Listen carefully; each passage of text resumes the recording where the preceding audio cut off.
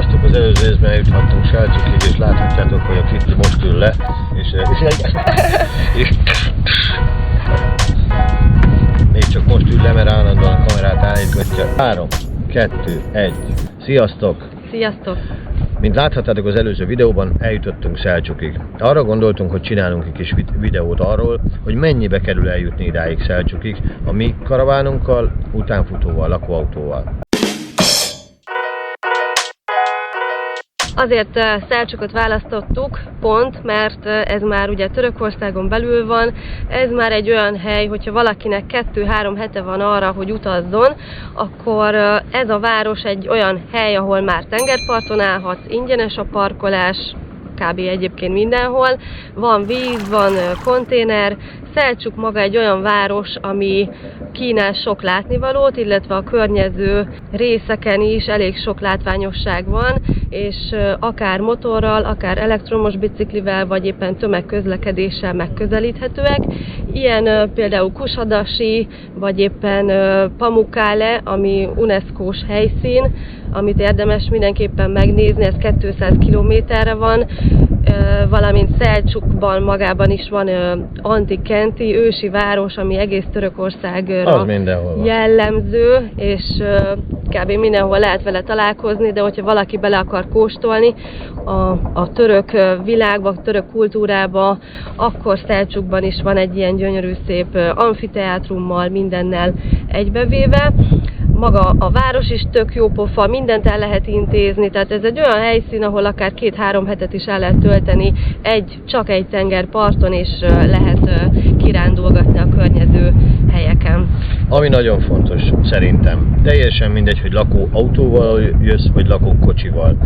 Mind a kettőt megeszik, mind a kettő befogad, egyiket sem tiltják, teljesen ingyenesen megállsz a tengerparton, amit van, az a jó.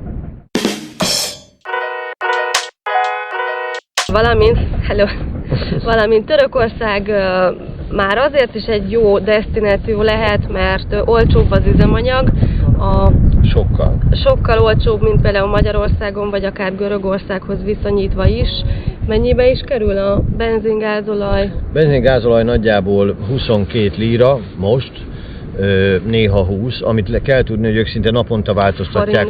Forintban ez nagyjából 20 forinttal számolva 440 forint, 430, 450, és ami nekem nagyon jó, hogy a gáz az 200-210 forint a gáz, tehát mi viszonylag olcsón tudunk közlekedni Törökországban. Valamint az élet is 20-30%-kal olcsóbb, tehát hogyha bemész vásárolni egy hipermarketbe vagy kis üzletbe, 20-30%-kal olcsóbban tudsz megvásárolni élelmiszert. Az árak azok egyébként valami hasonló, mint Magyarországon, valami jóval olcsóbb, de ki lehet úgy kalkulálni, hogy kedvezőbben gyere ki, mint otthon, és hogyha a télből itt szeretnél tölteni egy pár hetet, akkor mi nagyon ajánljuk Törökországot, gyönyörű szép, és tényleg anyagilag is akár. Szóval ennyit így kb. Kis kitérőt, hogy miért pont ezt választottuk, és jöjjenek a számok. Térjünk rá arra, igen, hogy mennyibe kerül ide kijutni. Ugye ez összetevődik az üzemanyagköltségekből, illetve az autópálya díjakból. Nekünk ugye lakóautó van és egy utánfutó. Az utánfutónak plusz költsége van? Plusz költsége van, igen, az autópálya díjakon, meg hát nyilván a fogyasztásban is ez megmutatkozik. Na de, akkor kezdjünk bele most már tényleg. A kitérő azért tartottuk fontosnak, hogy egy kicsit belelássatok, hogy miért is egyre jó Törökország szerintünk. Na és akkor nézzük a számokat. A tankolás egészen Magyarországtól kezdve Selcsukig, ahogy mondtuk, erre a tengerpartra 186 000 forintba. Micsoda? Oh no! Került. Igen, ennyibe került. Jézus már. Igen, 2000 kilométerről van szó, ugye? és ennyi, hát 180-190 ezer forint körül mozog. Az autópálya díjak pedig 38.500 forint volt nekünk, tehát ilyen 40 ezer forinttal kell számolni. Ennek a kettőnek az összege pedig 224 ezer forint lett. Ez az unblock, tehát ilyen 220-230 ezer forintba jön ki maga az ide kijövetel, és ugye hazafelé még egyszer ennyivel kell számolni. Ha csak Selcukig mész.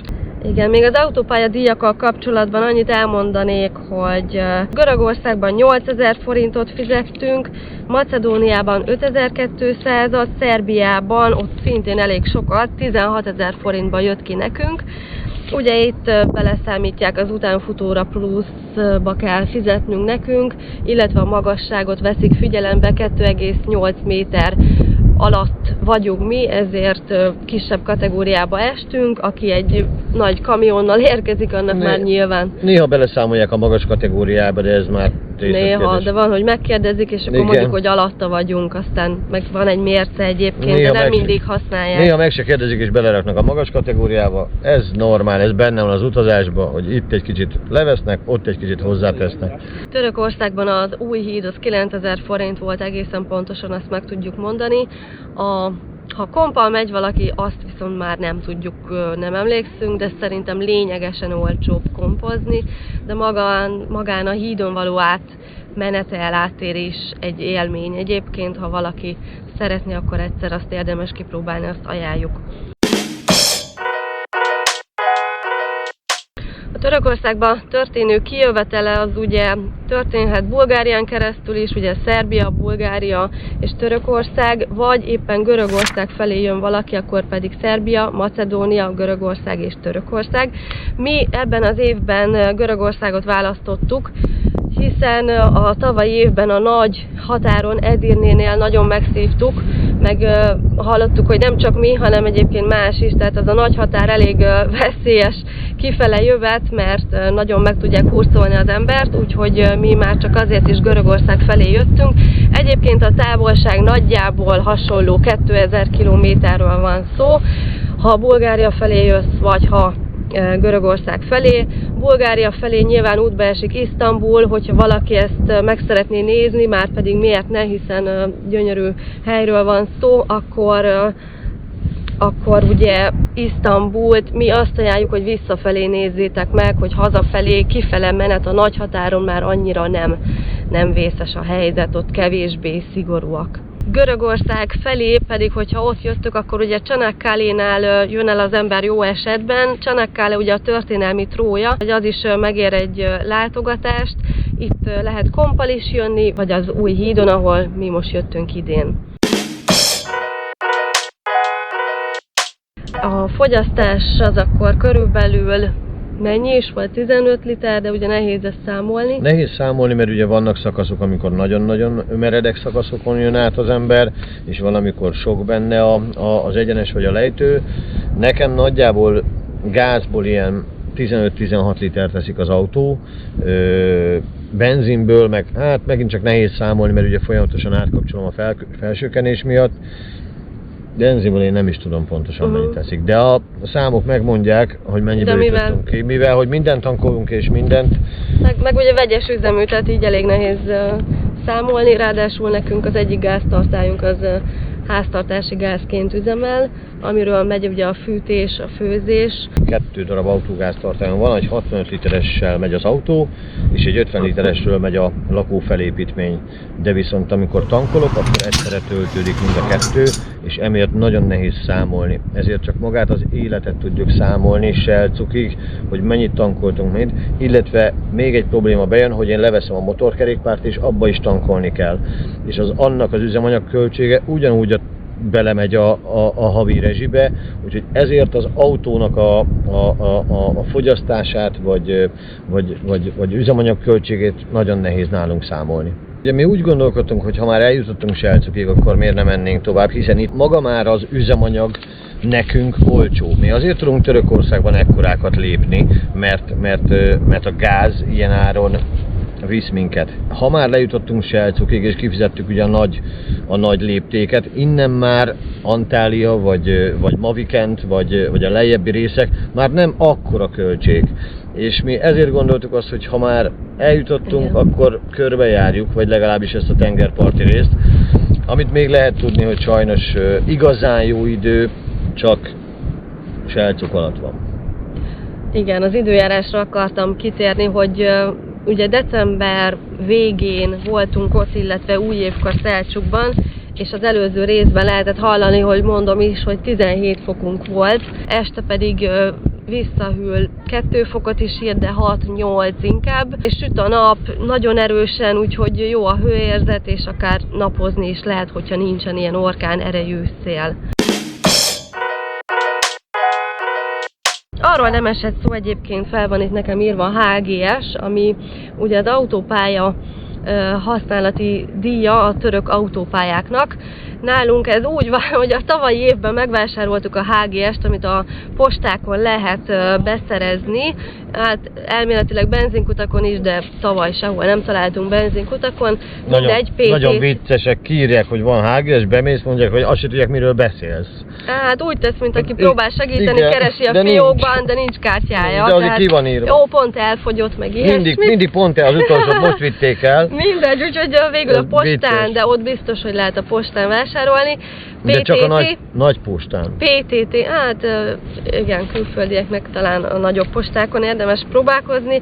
PTT-nek hívják itt a postákat, és a tavalyi évben úgy jártunk, hogy ugye az autópályákon ki voltak írva, hogy egy-egy szakasz mennyibe kerül, és mi ezt így fejben tartottuk, illetve jegyzeteltük, és hozzávetőlegesen nagyjából feltöltöttünk erre a HGS kártyára bent a postán annyi összeget, annak megfelelő összeget, amennyit gondoltunk, meg egy picivel többet is, hogy ebből ne legyen probléma, és a végén ott tartottunk, hogy igazából hello. És igazából ott tartottunk, hogy nem tudjuk, hogy tartottunk, nem mert semmilyen visszajelzést nem kaptunk, hogy az elég volt-e, sok volt-e, határon senki nem szólt, az applikációban nem tudtam lecsekkolni, mert egy szerencsétlen valami, úgyhogy idén úgy döntöttünk, hogy nem foglalkozunk ezzel a HGS-sel, a hidat ugye kifizettük, mert ott nem volt más lehetőség, nem engedett volna át, de nem vásároltunk HGS-t most, és elvileg majd a határon, ha lesz valami probléma ebből, akkor ott szólnak és kifizetjük a tartozásunkat. Csak a határon fognak rabosítani minket, nincs nagy probléma, de majd nem meglátjuk. hiszük, hogy ebből lesz probléma, de beszámolunk majd belőle, bercsimeket kérünk be a... Igen, majd beszámoljuk, vagy beszámolunk róla, de ugye ez nincsen benne ez a költség, amiről nem is tudunk, hogy kell-e vagy sem. Ebben a 30 vagy 40 ezer forintos költségben ebben nincs még benne a török, de igazából az elég kis szakasz volt Selcsukig, ahol török autópályán, vagy ahol autópályán jöttünk. És még helyesbítés az előző videóval kapcsolatban, ugye azt mondtuk, hogy vízum, de tudjuk, hogy a vízum nem vízum. A vízum nem vízum. Igen, jeleztétek nekünk a kommentekben egy-két ember, hogy nem is értik, hogy milyen vízum kellett nekünk. Tényleg nem kellett vízum. Persze. Tulajdonképpen a vízum nem vízum, minden, amit mondtunk, az helyes, csak a vízummentes... Nem. Mert tavaly sem volt vízum. Nem, a vízummentes tartózkodás azt tart 90 napig, na úgyhogy ennyi pont helyesbítünk, mert az valóban nem volt helyes információ, amit mondtunk, valamiért ebben a hitben voltunk kb. 2 éve, vagy 1 évig. Na mindegy, úgyhogy... Ezért elnézést kérünk. Igen. A helyesbítés. Helyesbitek, hő. Na jó, ez nem. Igen, nem változtat semmi, csak éppen nem úgy hívják. Elég nagy lett itt a nyüzsgés, úgyhogy most már tényleg elköszönünk. Köszönjük, hogy velünk voltak. Köszönjük, hogy velünk tartottatok. Sziasztok. Sziasztok. Mutatok egy körképet.